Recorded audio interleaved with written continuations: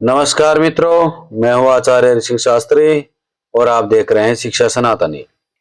मित्रों, आज हमें अगले टॉपिक में पढ़ रहे हैं, प्रश्नों के हल कर रहे हैं इनको। तो इसमें है भाषा पास्ट और संस्कृत है।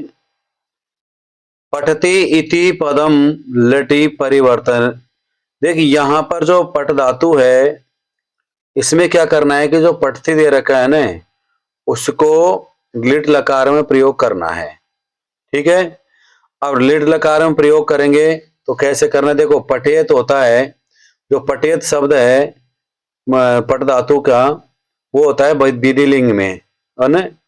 और पट तो रहेगा लोट लकार में। यहां पर जो पटिशंति है और पटिशति है, ये है लिट लकार में। ठीक है ना। अब लिट लकार में दोनों है, ये दोनों तो है ही नहीं। ठीक है, ये ऑप्शन में हो नहीं सकते। पठती है एक वचन का, पठती कौन सा है, एक वचन का। तो यहां पर यदि पठती एक वचन का है तो यहां भी पटिशति एक वचन का ही होगा। तो ऑप्शन क्या रह जाएगा हमारे यहाँ पर, पटिशति। ऑप्शन क्या रह जाएगा, पटिशति। ठीक है ना।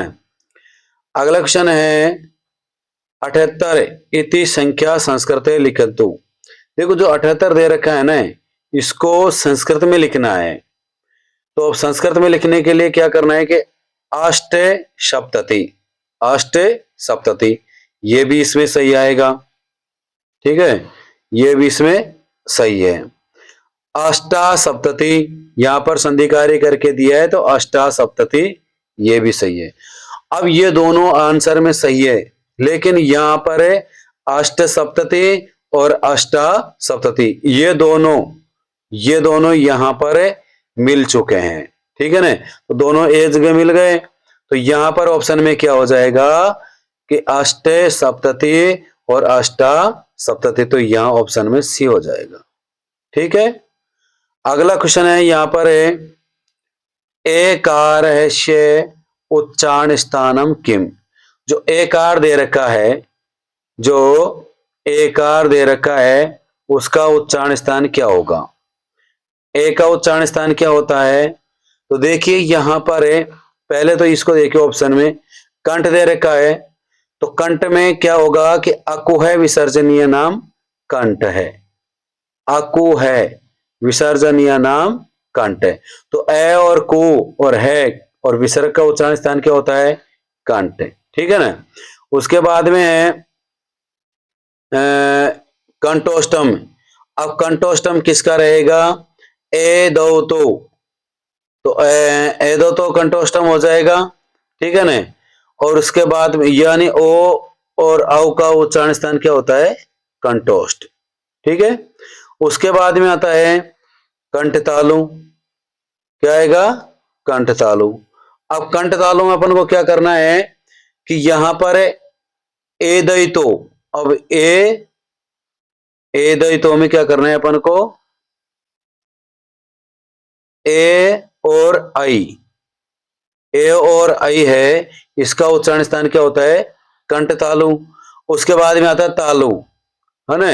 अब ये जो तालु होता है, इसका उच्चारण स्थान क्या होगा, ईचू यसानाम, ईचू यसानाम तालु। ठीक है ना। तो यहां पर पूछा गया है कि ए का उच्चारण स्थान क्या होगा, तो ए का उच्चारण स्थान क्या है, कंठे तालु। तो ऑप्शन में क्या हो जाएगा हमारे यहां पर, कंठे तालु। ऑप्शन में क्या हो जाएगा, कंठे तालु। ठीक है ना। अगला क्वेश्चन है माहेश्वर सूत्रेशु को वर्ण द्विरुक्तम। जो कौन सा ऐसा वर्ण है जो दो बार आया है, तो महेश्वर सूत्रों में है कि दो बार आया है, तो ऑप्शन में क्या हो जाएगा, डी। लेकिन यहां पर यदि ऐसे पूछ लेता कि इत संज्ञा के वर्ण, इत संज्ञा के वर्ण है जो दो बार कौन सा आया है, तो दो बार कौन सा आता है, णय वर्ण होता है ना, जो दो बार आया है। तो यहां पर क्या पूछा है कि महेश्वर सूत्रों में दो वर्ण दो बार कौन सा आया है, तो महेश्वर सूत्रों में वर्ण कौन सा आ गया है, दो बार आ गया है। ठीक है ना। तो ऑप्शन में क्या हो जाएगा, है डी। ठीक है। अगला क्वेश्चन है संस्कृत अनुवादम कुरुते, संस्कृत में अनुवाद करना है। देखिए यहां पर अनुवाद तो करेंगे अपन, कैसे करना है कि भाई जल के बिना जीवन नहीं है। अब यहां पर क्या आ रहा है, बिना शब्द आ रहा है, ठीक है नहीं। तो जलम, जलेन, जलाद, ये सब आ रहे हैं ना। तो जलम के बिना है, जलम बिना जीवनम नास्ति, ये भी सही आ रहा है। जलेन बिना जीवनम नास्ति, ये भी सही आ रहा है। जलाद बिना जीवनम नास्ति, ये भी सही आ रहा है, ठीक है ना। तो यहां पर एक सूत्र था, एक सूत्र का नाम था पृथक विना नाना। देखिए पृथक विना नाना भीस्तृतीया, तृतीया अन्य तरश्याम, अन्य तरश्याम, यह सूत्र था। पृथक विना नाना भीस्तन तृतीया न तरश्याम। यह सूत्र कहता है कि भाई यहां पर एक तो पृथक है, क्या होगा, एक तो होता है पृथक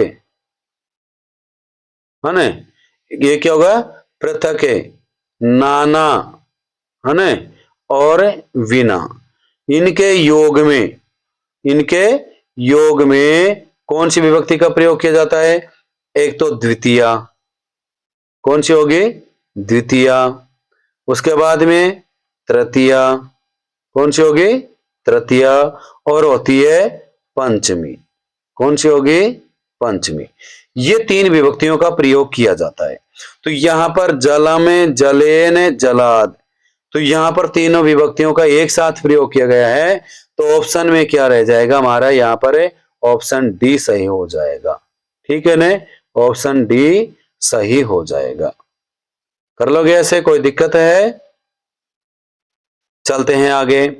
उसने प्राण त्यागे, यानी कि कहावत है कि एक अनुवाद भी था कि वह राम के जाने पर, राम के वनवास चले जाने पर दशरथ ने प्राण त्यागे, ठीक है ना। तो यहां पर उसी तरह से यहां पर करना है, भूतकाल का प्रयोग करना है। तो अत्यजत हो जाएगा। पहले तो देखो अत्यजत कहां कहां दे रखा है, अत्यजत 3 जगह दे रखा है, ये इसका मतलब ये नहीं है, ठीक है।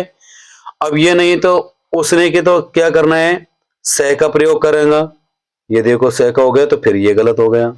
स प्राणम, स प्राणान अत्यजत, यहां पर प्राणान का प्रयोग करेंगे तो आंसर क्या हो जाएगा, स प्राणान अत्यजत, उसने प्राण त्याग दिए, ठीक है ना। तो ब ऑप्शन हो जाएगा। अगला क्वेश्चन है, स गीताम पठति, स गीताम पठति का वाच्य परिवर्तन करना है। तो क्या होगा, तो स का तो हो जाएगा तेन, स का क्या हो जाएगा, तेन। गीताम का लिख दो गीता, गीताम का क्या हो जाएगा, गीता। अब ये पठती दे रखा है ना, पठती, पठती को क्या करना है अपन को, पठ्यते एक वचन में हो जाएगा। भाई अपन को करना क्या है, पठ्यते, पठती है ना, तो यहां पर पठ्यते करना है। तो कौन सा ऑप्शन मिल रहा है, तेन गीता पठ्यते, तेन गीता पठ्यते हो गया। तो कौन सा ऑप्शन आ गया, ये आ गया, देखिए ये ऑप्शन हो जाएगा हमारे यहां पर, तेन गीता पठ्यते। तो क्या बन जाएगा यहां पर, ऑप्शन है डी से हो जाएगा, तेन गीता पठ्यते। यहां पर गीता दे रखा है, पठ्यते, पठ्य एते दे रखा है यहां पर, है ना, और अपन को करना क्या है, पठ्यते, ठीक है ना। और उसके बाद में यहां पर दे रखा है पठ्यन्ते, है ना, तो ये दोनों गलत हो जाएंगे। ऑप्शन कौन सा रहेगा हमारा, डी सही हो जाएगा। अगला क्वेश्चन है हमारा 38वां, सरस्वती श्वेत वस्त्र आवृता वर्तते। यहां पर रेखांकित जो प्रश्न निर्माण करना है, तो श्वेत वस्त्र, अब वस्त्र के साथ में अपने प्रयोग करते हैं। तो जो किम शब्द होता है ना, तो किम शब्द का अपन प्रयोग करेंगे किसके साथ में, वस्त्र के साथ में, तो कई का प्रयोग कर देते हैं, है ना। तो अब ये देखना पड़ेगा कि कई कहाँ है। यहां दे रखा है कुत्र, फिर दे रखा है केन, ये देखो ये दे रखा कई, है ना, तो सरस्वती कई आवृता, ये ऑप्शन हो जाएगा। ठीक है ना, तो यहां पर किम है, ये भी नहीं होगा। अगला क्वेश्चन है मया त्रीणि पुस्तकानि पठितम इति वाक्य, यहां पर इसको संशोधन करके लिखना है। अब यहां पर ये देखना है कि त्रीण जो शब्द है वो कौन से लिंग का होगा। सबसे पहले तो ये देखो त्रीण जो शब्द है, मया तो सब में हो जाएगा, मया तो भाई सभी में आ जाएगा, मया तो सब में आ जाएगा। अब यहां पर जो त्रीणी दे रखा है ना, मया त्रीणी, तो ये त्रीणी पुस्तकानी नपुंसकलिंग हो गया। ठीक है ना, यदि नपुंसकलिंग का है तो कर्ता के अनुसार क्रिया हो जाएगी, तो मया त्रीणी पुस्तकानी पठितानि, तो ऑप्शन में ये हो जाएगा ना, मया त्रीणी पुस्तकानि पठितानि। ठीक है, अगला क्वेश्चन है, ये देखिए, पिबन्ति स्वयमेव नाम्भः समुचित पदेन सुक्तिम पूरयति। देखो यहां पर अपन को क्या करना है कि जो श्लोक है ना, कौन सा श्लोक है, यदि याद हो तो मेरे साथ बोलना एक बार, अपना आप याद हो जाएगा तुमको न। परोपकाराय फलन्ति वृक्षा, परोपकाराय वहन्ति नद्यः, परोपकाराय दुहन्ति गावः, परोपकाराय सतां विभूतये। अब यहां पर क्या करना है कि पिबन्ति नद्यः स्वयमेव नाम्भः। अब ये नद्य कौन से ऑप्शन में दे रखा है, देखो एक ऑप्शन में दे रखा है यहां पर नद्य, ये दे रखा। ठीक है ना, तो इसमें ऑप्शन में क्या हो जाएगा, नद्य। कर लोगे ऐसे, कोई दिक्कत है। परोपकाराय फलन्ति वृक्षा, परोपकाराय वहन्ति नद्य, है ना, तो ऐसे यदि याद आ जाएगा तो कोई दिक्कत नहीं है। अब यहां पर क्या रखा है, पिबन्ति स्वयमेव नाम्भः, पिबन्ति नद्यः स्वयमेव नाम्भः, तो ये सूक्ति उठा करके यहां से दे दी गई है। ठीक है, कर लोगे ऐसे। विचाराभिव्यक्ते साधनम अस्ति। अब देखो अपन विचार कैसे करेंगे, देखो श्रवण में तो सुन के सुनना ही है, और पद्य में अपने बोलते हैं, और पठन में पढ़ना पड़ता है। जो अब ये भाषण होते हैं ना, भाषण, अब यदि अब अपने भाषण देंगे तो भाषण में क्या करना पड़ता है, अपन को कोई भी विचार करेंगे पहले तो, है ना, और विचार करने के बाद में उसको बोला जाता है।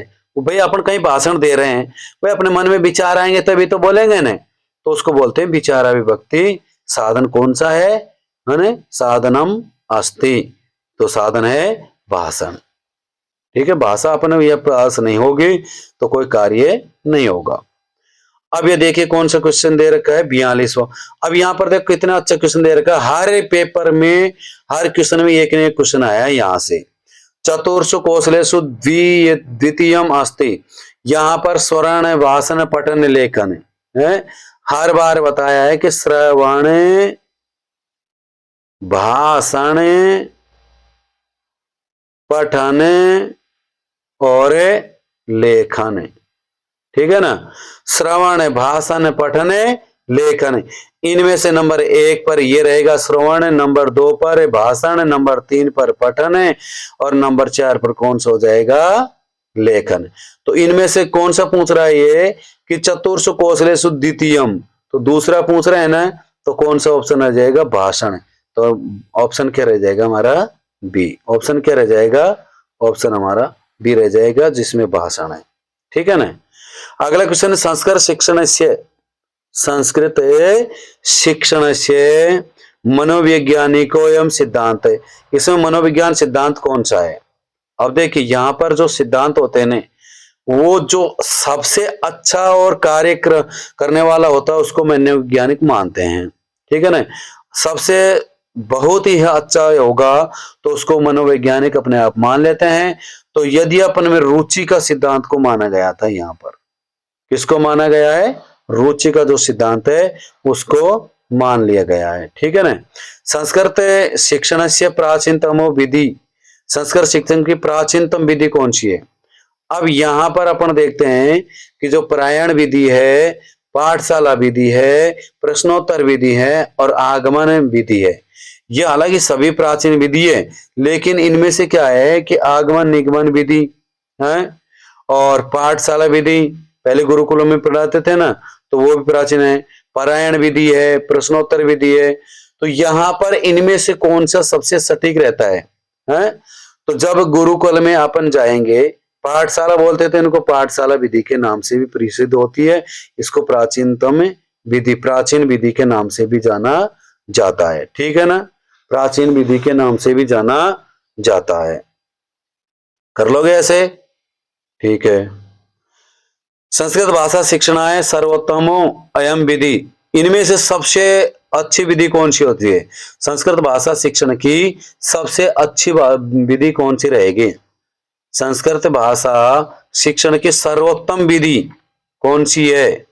तो सर्वोत्तम विधि हो जाएगी निर्बाध विधि को माना गया है। देखिए यहाँ पर वैसे तो निर्बाध विधि भी माना गया है और व्याकरण विश्लेषणात्मक विधि को भी वैसे तो व्याख्या करके भी माना गया है यहाँ पर, है ना। तो व्याख्या या निर्बाध में से दोनों में से एक है इसमें ना, तो थोड़ा इसमें कंफ्यूज हो रहे हैं। कोई दिक्कत नहीं है, या तो व्याख्या होगा या निर्बाध हो जाएगा।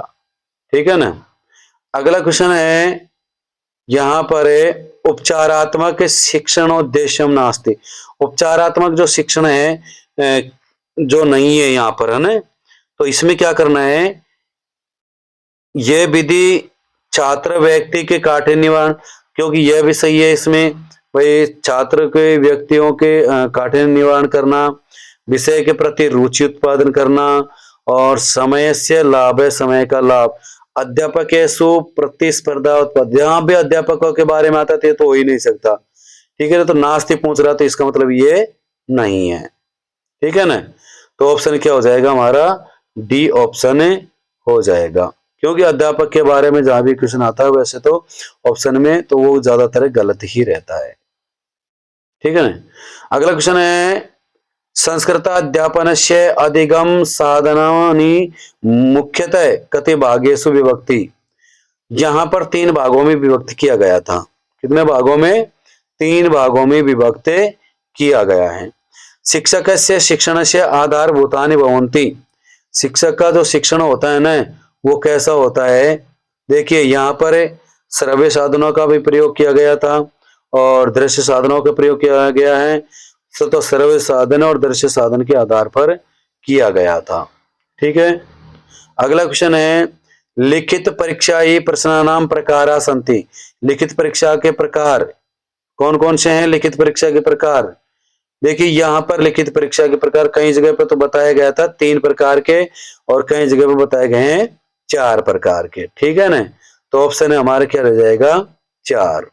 सलाहका परीक्षा उपयुक्ता वर्तते। देखो सलाहका जो परीक्षा होती है वो हमेशा अच्छे विद्यार्थियों के लिए प्रयुक्त किया जाता है। जैसे अपने कोई भी इंटरव्यू करते हैं वहां पर एक बुक ले ली जाती है और उस बुक में से कोई भी सुई या लकड़ी के होती है ना, वो खोटी टाइप में होती है, वो उसको डाल दिया जाता है पेन से पेन टाइप में होती है, लेखनी टाइप में, जिसको डाल दिया जाता है। जो भी पेज खुलता है उसमें से क्वेश्चन पूछा जाता है ना। तो सर्वे वे छात्रे वे, देखो सभी छात्रों के लिए तो अपने ऐसे नहीं कर सकते क्योंकि क्लास में कई सभी तरह के बच्चे होते हैं और उनमें मंदबुद्धि भी बालक होते हैं और समस्याग्रस्त बालक होते हैं, तो उनके लिए तो ये समझ हो ही नहीं सकता क्योंकि मंदबुद्धि वाले कर नहीं सकते ऐसा काम। ठीक है ना, और समस्यात्मक जो बालक होता है वो भी नहीं कर सकते, तो सभी विद्यार्थियों के लिए तो हो ही नहीं सकता। ठीक है ना, यहाँ पर हो सकता है मेधावी विद्यार्थियों के लिए। कौन सा आ जाएगा फिर? मेधावी विद्यार्थियों के लिए इसका प्रयोग किया जाना है। अब देखिए यहाँ पर इसको पढ़िए पहले तो। अस्माकं भारतम विभिन्न भाषा जाति धर्म संप्रदाय नाम च राष्ट्रम अस्ति। ठीक है ना, राष्ट्रम अस्ति। तो यहां पर करना क्या है कि पहले तो इसको पढ़िए। ठीक है,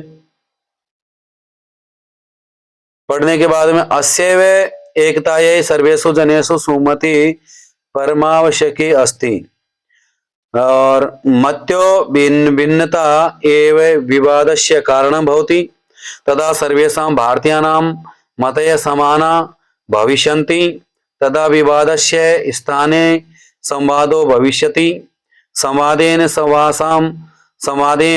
सर्वासां समस्यानां समाधानं भवितुं शक्नोति। भारतस्य धर्मनिरपेक्ष स्वरूपे संरक्षणार्थं सर्वेषु सुमति अनिवार्य अस्ति। ठीक है, पढ़ दिया सभी ने। अब यह प्रश्न पूछ रहे हैं यहाँ पर कि भाई उपयुक्त जो गद्यांश दे रखा है यहाँ पर, जिसमें राष्ट्रम दे रखा है, क्या दे रखा है, राष्ट्रम शब्द दे रखा है, तो वो कौन सी विभक्ति का होगा? तो अस्माकम भारतम विभिन्न भाषा धर्म। तो यहां पर इस लाइन को पढ़ेंगे तो इस लाइन के आधार पर इसको प्रथमा विभक्ति में माना गया है। कौन सी विभक्ति में माना गया है? प्रथमा विभक्ति का प्रयोग यहां पर किया गया है। ठीक है ना? तो कौन सी विभक्ति का प्रयोग हो जाएगा यहां पर? नंबर 1 पर प्रथमा में। सुमति, सुमति समास विग्रह क्या होगा? देखो सुमति होता है ना, इसमें होता है सु यानी अच्छा, या सतमति, मति बुद्धि है ना, तो सतमति होगा। तो अपन यहां पर कौन सा समास करेंगे? कर्मधारय। कर्म, देखिए यहां पर लिख देते हैं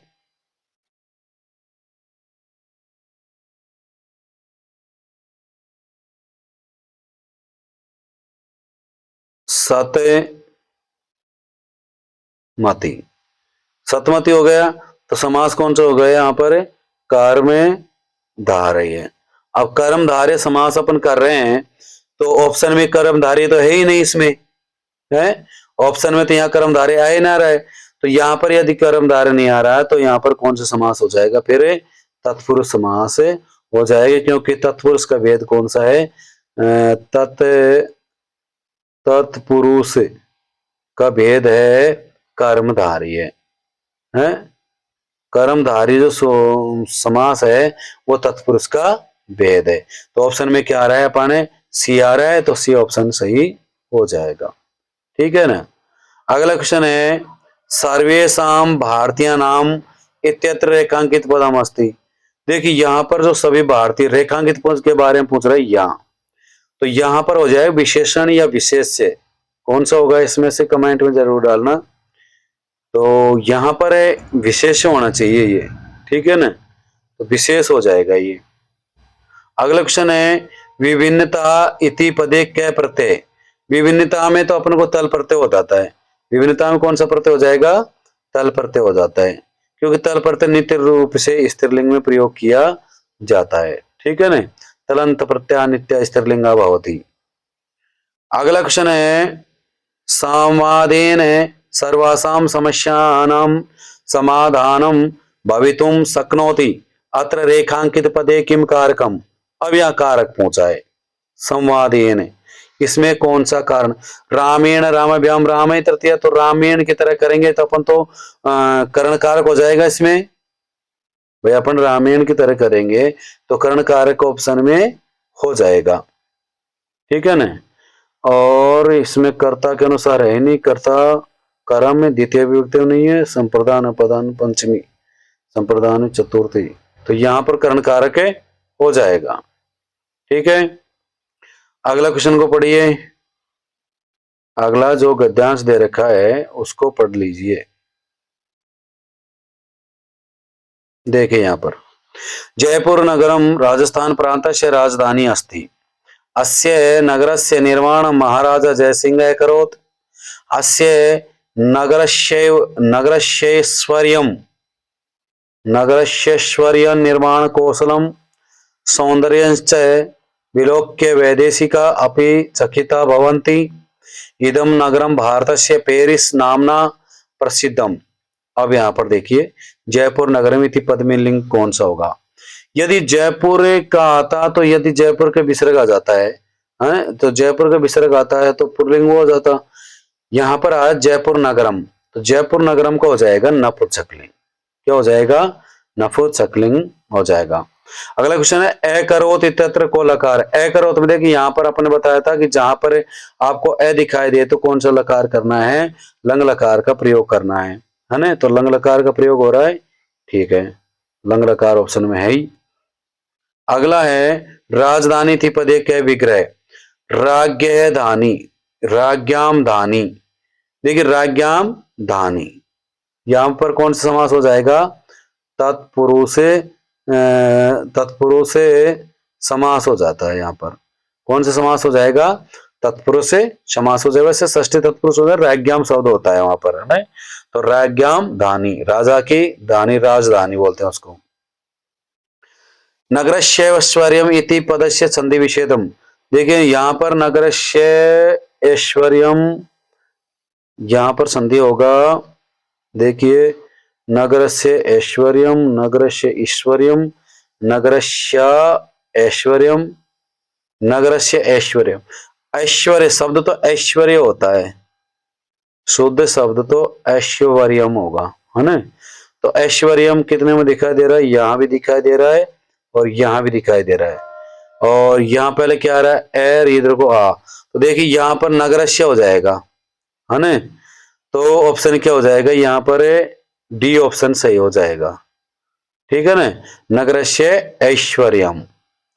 अगला क्वेश्चन है, इदम नगरम भारतस्य पेरिस नामना प्रसिद्धम। तो इस वाक्य में विशेषण, तो विशेषण यह है कि पेरिस नाम को प्रसिद्ध किया था, किदम नगरस्य है।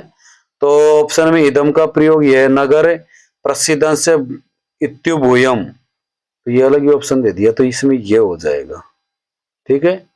तो कर लोगे ऐसे, ये हमारे सभी के लगभग आंसर सही हैं, तो आप कर लेना इनको। और यदि आपको पीडीएफ चाहिए तो टेलीग्राम ज्वाइन करो, ठीक है ना। अब मिलते हैं अगले वीडियो के साथ, तब तक के लिए धन्यवाद, नमस्कार।